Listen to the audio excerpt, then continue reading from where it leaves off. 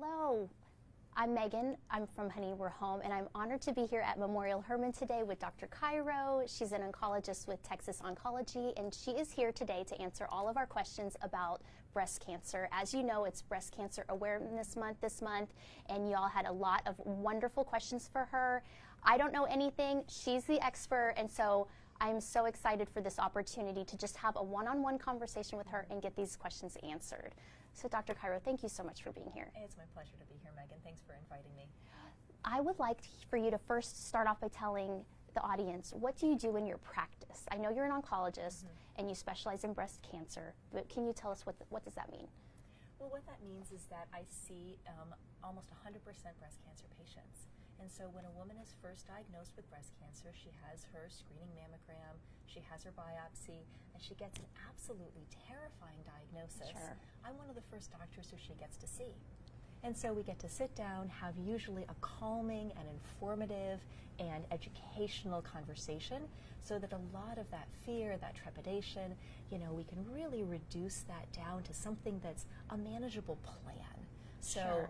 I'm a planner. I don't know if you're a planner as Yeah, well. oh, absolutely. But man, having a plan to move forward in your breast cancer care is one of the most powerful things that we can do. Well, and I'm sure for these women, like you said, they're coming to you and they maybe have recently been diagnosed with this and they don't know what to do, and so having an expert on their side to sit down with. And we had an opportunity to chat before we got started on this interview, and you were telling me how a lot of times you spend hours in the initial consult. Is that right? I do. My initial consult visit is a 2-hour visit, just because there is not only so much for me to impart in terms of my expertise, but also because I want to be there to listen. I want to hear about a woman's journey to see me so far. I want to hear about her life journey. Also understanding what kind of goals and fears and objectives are going to be important to her so that we can personalize her breast cancer journey. Right, and then you're all on a team together and making a plan and going forward. And we're all on a team together. And Sure. we're on a team also with the mammographers and with the radiologists who first do the screening. We're on a team with the breast surgeons who are going to do the breast cancer therapy. We're on a team with the rehabilitation specialists who help our women, gain their force and their range of motion back again. Sure. After their surgery. We're on a team with the nurse navigators, with the infusion center nurses. I mean, the team is so expansive. And I forgot Sure. the plastic surgeons who can help to reconstruct a woman's breast the way that she wants. It sounds like by the time they get to you, there's a lot of help and a lot of support and a lot of things that women can do. But let's back up to the beginning. Let's Sure. just say you're an average, going about your day, an average person just like me. I'm a 43-year-old woman, and I know that my general practitioner recommends that I get mammograms. And we've got a lot of questions from readers and audience about mammograms and screening in general. So let's back up and so you can give some advice about self-breast exams and mammograms. Let's start with the self-breast exam because that's something that women can do obviously in the privacy of their own home. And tell me, I'd like to know all about it. What am I supposed to do? When am I supposed to do it? How do I do it? So the great news is there is no wrong way to do a self-breast exam. However Hallelujah. you're doing it, you are doing it right. Okay, And, well, tell me what I'm feeling for and Well, what am every I woman's looking for? breasts are going to be a little bit different. Okay. So some women are going to have a sort of lumpier, bumpier, more nodular breast. And so Okay. when that patient comes into my office with a breast cancer, I'm like, ooh, look, I got to tell you, even as a professional, it might have been hard to have detected a cancer in this breast because women are sometimes feeling so bad. Like the emphasis on self-breast exam means that they should have detected it earlier. No. Yes. I want to reassure them that even the professionals sometimes have a hard time detecting lumps in the breast. And so if a woman doesn't feel it herself, either A, it's too small to be felt, yay, that's what we're going for. Okay, that's good news. Yeah, that's good news. Okay. Or B, she just has a breast type that's a little bit lumpier and bumpier and that it's kind of hard to detect it. Okay, so they're feeling for anything that feels unusual or lumpy Yes. or bumpy, and before I get to what you do, if you happen to feel that, let me ask you, is there a certain frequency we should be doing this, and a certain time of the month, during your cycle, not during your cycle? How does that work? You know, about once a month would be a good Okay. time, and picking around the same time every month is the way to Okay. go. A woman's breast density is most likely to change like right in that week before the period, you know, all those premenstrual symptoms. And then some women are also going to have more tender breasts during that time, and so they're really Sure. not feeling like Yeah. even manhandling their own breasts. Okay. And so maybe right before your period isn't the way to go, but sometime after your period, and picking the same time so that you get kind of about the same breast exam. You could pick a date of the month. You could pick your birth date, for example. Okay. Mine's the 23rd, so maybe On the 20th. I should be So here we I should go. be checking on the 23rd of each month, Okay. and just sort of keep an eye out. Although I will tell you, women who do self-breast exams every month will still sometimes find their breast cancer walking the dog. My arm brushed by my breast, and I said, "Oh, what's that?" Oh, interesting. Yeah, or I was in the shower and said, "Oh, what's that?" And so sometimes it's still, even the best laid plans, you Okay. can find a breast cancer just by accident. Okay. Well, and we do have a helpful downloadable PDF guide here. It's right in the comments. There's a link. You can just go right there, enter your name, and receive this PDF printable, and it will give you all the tips you need to do your own self-breast exam at home. So it's really handy. So definitely check that out. Yeah. So let's switch gears and talk about mammograms. So, You bet, the gold standard. and I know there's a lot of kind of talk about when and how often and what age do you start. So maybe we should start with just explaining what is a mammogram and what happens when a woman goes Sure. for the first time for a mammogram, because maybe somebody out there listening has never had one and doesn't know what to expect. So a mammogram uses x-rays to look through the breast tissue. Now, the breasts come in all sorts of shapes and sizes and densities, so in order to get the best view through the breast tissue, the breast has to be as thin as possible, which means that it has to get squished between metal plates. And this is the part that can be uncomfortable for some women, although not typically painful. You're just like, "Oh wow, I'm really glad that's over now. Let's do the other one and then I'm out of here." And so they squish the breast between two plates, and that way they can have the x-rays go through it, and they can see breast cancers when they're tiny. And sometimes they can see breast cancers before they're even invasive. And so that's really how mammogram helps to detect breast cancers before they can even be felt by the patient. Okay, and you know what's, I like how you were demonstrating with your hands, because honestly, before I ever went for my first mammogram, I thought I was going to stand Yeah. and like go against a wall somehow. I didn't realize you Awesome. actually place your breast Yeah. and the plates come Yeah. this way. They do. And to each their own, but I didn't find it painful at all. Oh, good. I'm so glad to hear that. Yes, so Yeah. I didn't feel like there was Same anything thing scary here. about it, and in fact, it was quite comforting to go and know that I was having this exam that you said is the gold standard. Why do you say it's the gold standard? I say it's the gold standard because it still detects the most breast cancers, and it detects them the earliest. Now, you know that you can't do everything by yourself. Just like I can't go around curing breast cancer by myself. I've got to have all these other people to help me. Mammogram can't do it all. So there are some breast cancers that aren't well seen by mammogram, and so that's where ultrasound can sometimes come in. Okay. Some breast cancers can't be seen very well by mammogram or ultrasound, and that's where an MRI sometimes comes in. So will your doctor let you know when they feel like an MRI is not enough and you need to go to the next step? Yes, your doctor will tell you when a mammogram's not enough and you might need an MRI as the next step, or if you're a woman at high enough risk of breast cancer that an MRI actually gets incorporated into your screening regimen. Okay. So typically, if your lifetime risk of breast cancer is greater than 20%, then you'd be eligible for a screening MRI in addition to your screening mammogram. Okay, and I definitely want to get to that and those risk factors and things like that. Going back to the mammograms, You bet. how often should you get one, and what age should you start getting them? You know, this is where there has been some controversy, but controversy is how the scientists really dig in and how we come to a conclusion. I mean, so in 2009 there was a report that sort of shook everything up, suggesting that maybe mammogram shouldn't be started until age 50. But that was a very controversial report, and most of the agencies would tell you that mammogram really ought to start at age 40.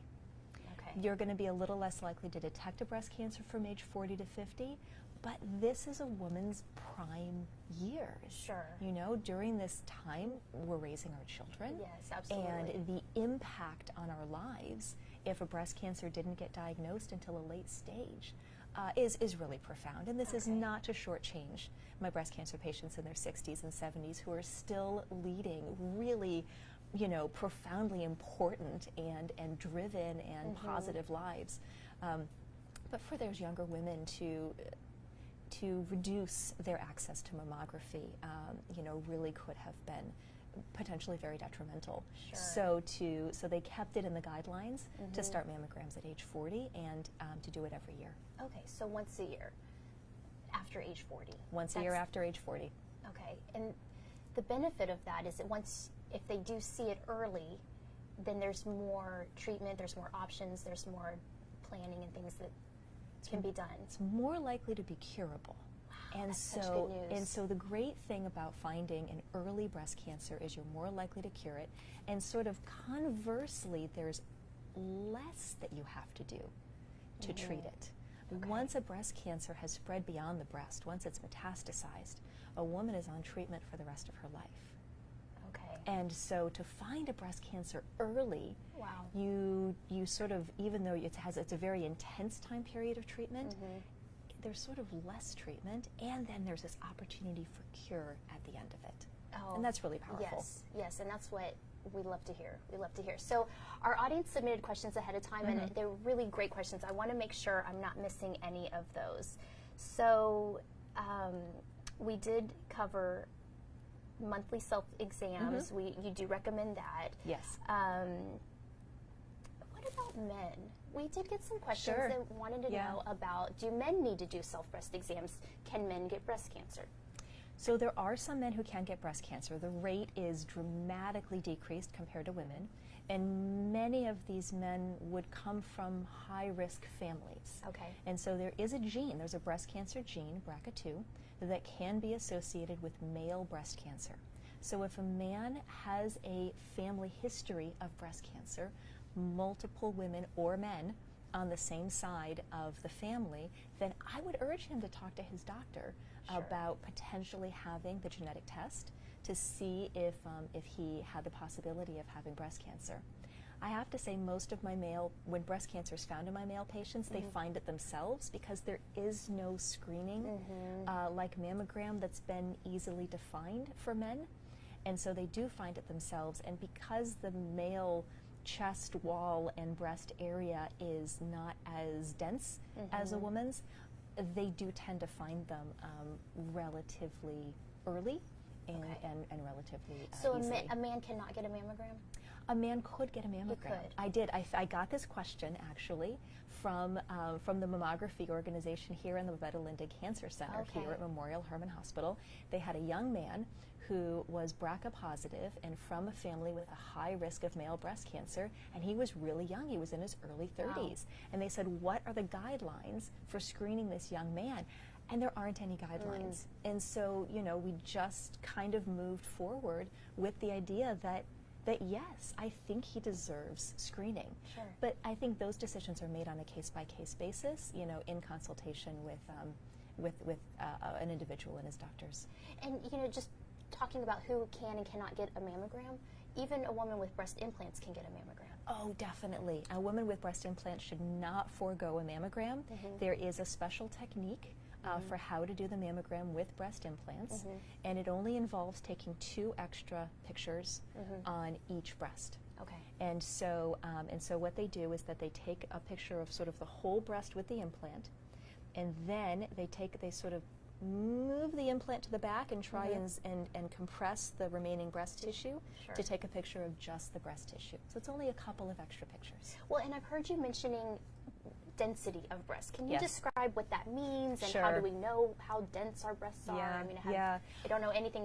We can't tell how dense our breasts are. So some people think that, you know, perky breasts are going to be dense, or that really firm breasts are going to be dense.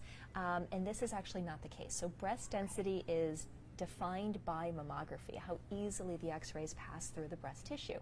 And x-rays pass through fatty tissue easily, and on mammography it sort of looks dark gray or even black. And x-rays pass through glandular tissue. Glandular tissue is the lobules where the milk is made, and then the ducts that carry the milk from the lobules to the nipple.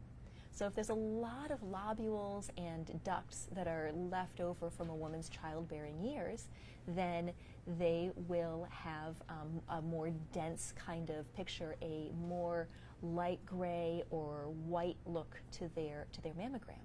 And the problem is that calcium also looks white on mammogram, and cancers, which may contain calcium, also look white on mammogram. So an extremely dense breast can obscure a small breast cancer, whereas a fatty breast, the breast cancer just stands right out. That's when, you know, when I'm sitting at tumor board, I'm like, hey, I see that breast cancer. I could be a mammographer today. Sure. And then the next one, I'm not a mammographer anymore. I get it. And okay. so the breast density is something that's determined by mammography, and it's how easily, or it indicates how easily they'd be able to see a breast cancer. So the more dense, could it be the more difficult to detect? The more dense, the more difficult to detect. But there is a new technique with mammogram called a 3D mammogram. Okay. And the way this works is that they take pictures from multiple angles in order to create a more three-dimensional picture of the breast. And I have seen, again, in tumor board, so tumor board is a place where the radiologists, the mammographers, the breast oncologists, the breast surgeons, and the pathologists who look at the tissue, all the radiation oncologists and the plastic surgeons come to, and we all get together every week and we look at all of the breast cancer cases. Oh, is that right? And so, this is an education. I did not know And that so- this is how it worked. And so this is how we can create that team effect. It's how we raise everybody's standard of practice. And so it's how we learn about these things too. It's how I actually get to see all of these mammograms. So at tumor board, I've seen the same woman's dense breast in a two-dimensional mammogram where it looked like a snowstorm, and then in a three-dimensional mammogram where I could clearly see, even with my untrained eyes, Sure. where the breast cancer was. And for the woman getting the 3D mammogram, is it any different? Is her experience different getting the 3D versus the traditional? There's a couple extra pictures taken, Okay. but overall, it's a really minimal difference. It doesn't take any longer. It doesn't increase the discomfort or the time. In some cases, there might be an increased charge, but it's pretty valuable for women who have very dense breasts. So, for example, my mom has very dense breasts and has been called back to take additional pictures for her mammogram every year that she can remember. And I said, hey, aren't they doing a 3D mammogram for you? And she said, no, not yet. And I said, You're like, Mom. I know. I was like, your daughter's a breast oncologist. Yes. So this year, it's 3D mammogram for Mom, no question. Okay, good. Mom's listening.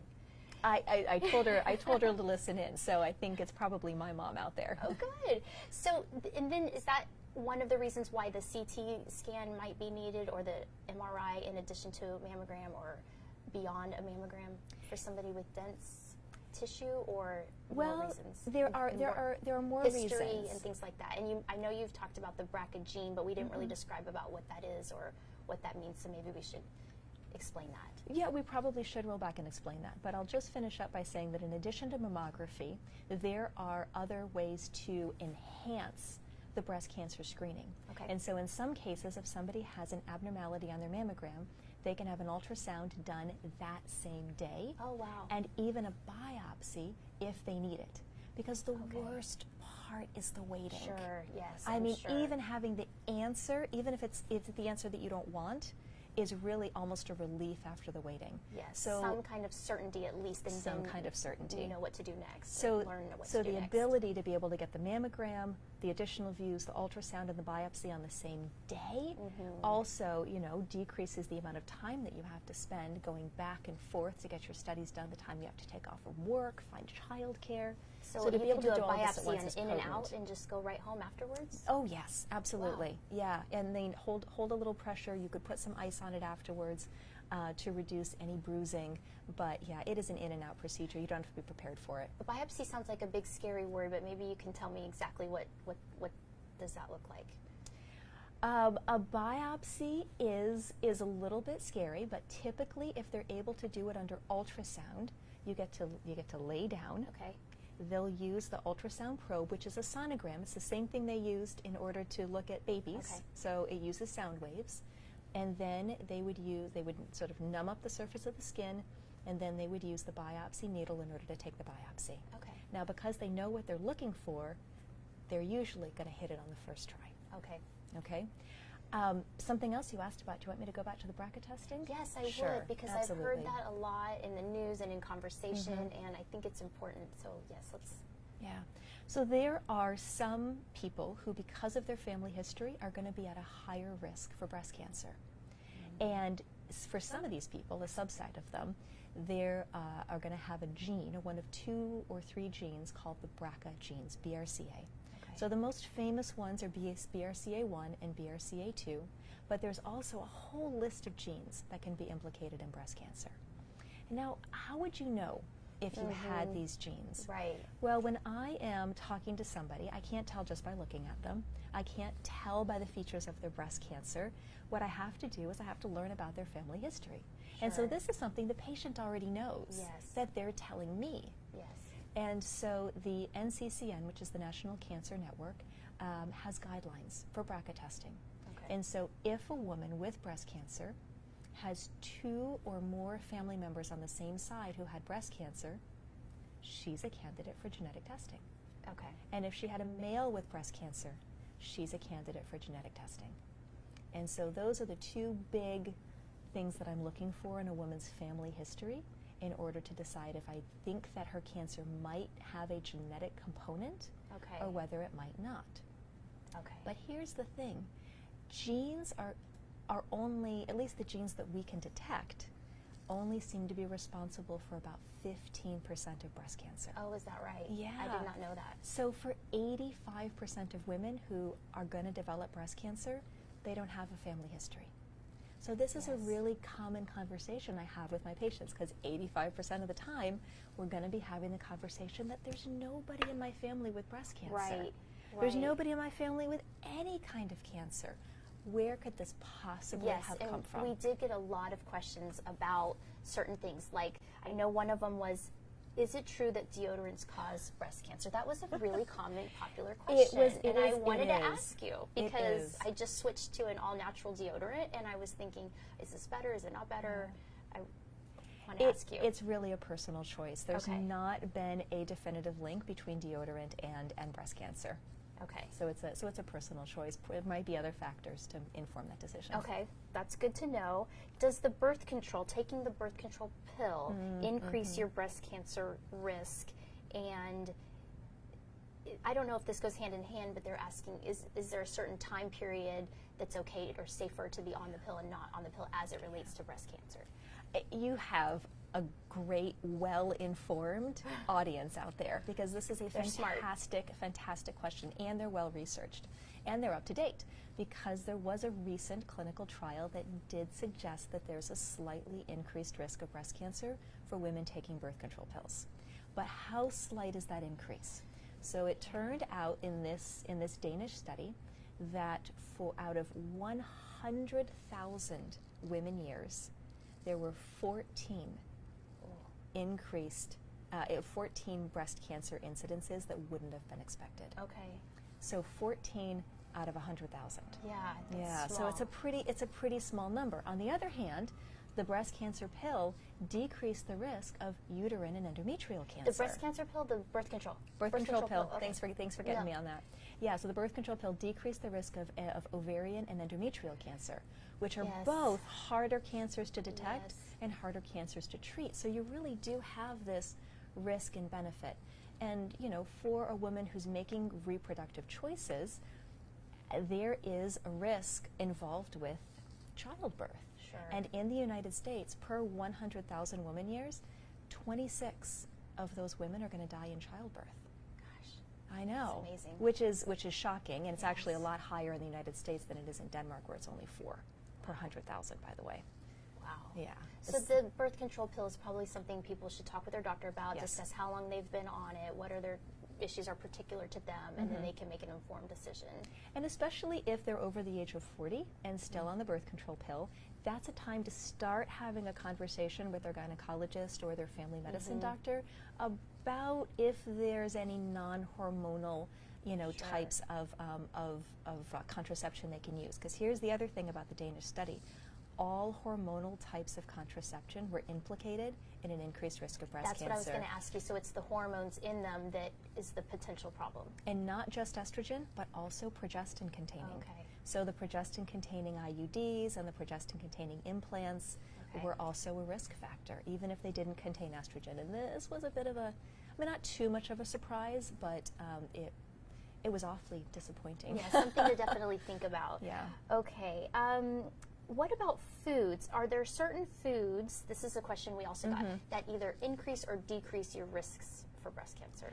This is probably the #1 question I get from my patients. You know, because people are so interested in Yeah, food and they want yeah. to take charge and they want to eat healthy and they want to do the best they can do, and then sometimes they just don't know that they're eating or something that's bad in that way. Diet and exercise and physical activity are the #1 and #2, that and alcohol consumption. So #1, #2, and #3, lifestyle factors that increase a woman's risk of breast cancer. Is that right? Yes, they are huge, more than whether or not she takes birth control. Yes, more than whether or not she takes birth control, huge. It turns out that having a BMI is a body mass index, and it is a calculation of your height and weight. Sure. So having a BMI over 30 increases your risk of breast cancer by about 20 to 30%. So being a certain percent overweight for your body type Yes, thank you. presents a risk. Presents a risk. Wow. And that by decreasing that weight reduces the risk. So for women who gain 20 or more pounds after the age of 18, have increased their risk of breast cancer by 20 to 30%. And that's easy to put on 20 pounds after the age of 18. I mean, come on. Yeah, yes, Okay, so we gotta absolutely, be it on really is. So we've got to be on it. And so decreasing that weight and then in replacing it with muscle. So it's not even necessarily just enough to lose the weight, and there's not a numerical goal that I'm looking for people. BMI under 30 is one, but there's not a number on the scale that I'm looking for. It really is about creating that lean muscle. That lean muscle is what improves your metabolism, and there's something about that improved metabolism that puts you at lower risk for breast cancer. Okay, so BMI under 30 is meaning that less than 30% of your body is body fat, right? Is that right? Not precisely. No? Okay. Not precisely. So the I can't quite pull out the calculation for the body mass index for you. So I want to say right there are now. certain scales you can get on that will read that for you. There or are scales you can get on. Is it the pincher test or different things like that from your doctor? That is for body fat. Okay. For the amount of body fat. But for the body mass index, it is. I usually get a table that has a calculator for the height and the weight. More of a ratio? It's more of a ratio. Got it. And so I usually get a table and a calculator, and in the age of computers, my computer calculates it for me. Sure. Yeah, I'll admit that freely. Well, and you said alcohol, so I'm sure everybody's ears perked up because they want to know. You're not taking my glass of red wine from me, are you? Or what are you saying about alcohol? Not How does that affect it? entirely. So the American Cancer Society recommends 3.5 glasses of alcohol a week for women. Recommends that they drink that, or no more than that? No more than that. No more than that. Now, wouldn't it be nice of an actual recommendation? That would be fabulous. But they recommend no more. Intake. No more than 3.5. Okay. Because it does turn out that, for example, you remember the breast cancer risk for women taking birth control pills. It was 14 per 100,000. Yes. If you're drinking 3 to 6 glasses of alcohol a week, the risk is 22 per 100,000. So there's a modifiable risk factor right there. I bet you that so many people had no idea about that correlation. I had no idea. I had no idea. Yeah, until I started looking into it, and so I do, and I'm at the end of the day, and I'm home, and I'm like, what am I going to do now? Am I going to have a glass of wine? Sure. I'm like, how many am I in? Yes. Guess not tonight. I got it. Yeah. Well, that's good to know because that is something actionable that we can really be doing. We don't have to go to a doctor for that. We can just take charge of that ourselves and be mindful of what we're drinking and eating and how often we're exercising and how often we're exercising. So how often we're exercising is also key. So it turns out that our target is really 2.5 hours a week. Now, am I there? I am not there. I need to find that extra half an hour to an hour somewhere in my week, but it's so busy. There's opportunities, there's obligations, there's family, there's kids, there's work. Yes. And so it's difficult to find that time. But if we are exercising 2.5 hours a week, we're keeping our body mass index low, we're drinking in a moderate manner, we're decreasing our risk of developing breast cancer by 30%. Oh, that's so good to hear. Which is so good. Yes. And the thing is, if you've already developed breast cancer, all is not lost. Okay, that's These what we need to know. We same need that hope. modifications decrease the risk of a recurrence of breast cancer, either a new breast cancer, or it might even decrease the risk of metastatic breast cancer. Okay, so something we can definitely do. That's a great takeaway. I Absolutely. love hearing that. Let's see what else. What about stress? We didn't talk about stress, but I know that that affects us in physical ways. It can. Does stress have a role in breast cancer? Yeah, it's harder to define because Sure. it's harder to measure the effects of stress biologically. But one theory, could be that stress has been shown to reduce the efficacy of the immune system. So the immune system is going to be a little depressed. It's going to be a little less active. And we know now, the Nobel Prize was just awarded this last week for the effects of the immune system and targeting and stimulating the immune system to fight cancer cells. So we now know that the immune system is really key in suppressing cancer and in fighting cancer. So a question that arises is, and this isn't necessarily proven, is it the stresses impact on the immune system that is really what might increase the risk of cancer? So not proven, but a very compelling thought. Yeah, that's really interesting. I always feel like exercises helps reduce the stress, so it's kind of a double whammy. 100%. Right? Yeah, it's a win-win. So it's going to help you get healthier and help reduce that stress, because we all have stress in our life and it's really difficult to manage everything, but one thing we can do is exercise and hopefully get some of those stress hormones out. Yeah, and in terms of sort of total body wellness, for my breast cancer survivors, the number one killer of my breast cancer survivors is not breast cancer. The number one killer of my breast cancer survivors, cardiovascular disease, stroke and heart attack. So starting at my very first visit with my patients, I start talking to them, I start asking them about what's your exercise routine and what do you do? Can you start out giving me 15 minutes twice a week? Okay, you did a great job with that. Can you increase it to 30 minutes twice a week? And once I've got a habit going with somebody, then they are increasing their physical activity, they tolerate the treatments better, they come out on the other side of their breast cancer treatment strong and healthy, which is what I want for them going forward for the rest of their lives. I want strong bones. Sure. I want a strong heart. I want them to be able to sort of go back to their new life ready to take charge. And so continuing their physical activity during cancer therapy, and then now that it's become a habit and it's a lot easier after cancer therapy is really has a really big impact in their total life, including the risks of heart attack and stroke. Oh, I love that's such good news. That's such good news. Okay, I want to make sure I didn't miss anything else.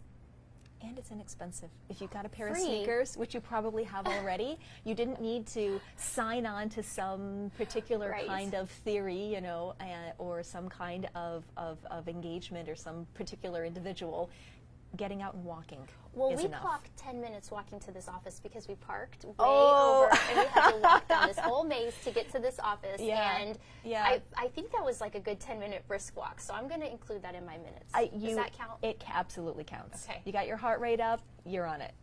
Dr. Cairo, thank you so much for being here today. I feel like this was so informative for all of our readers. Please, give us a like, leave a comment, let us know if you found this informative and helpful, and definitely check out that PDF self-breast exam guide. It's in the link right down below in the comments, and we will see you back here next week for another interview, same place, same time. Thank you so much. Thank you, Megan.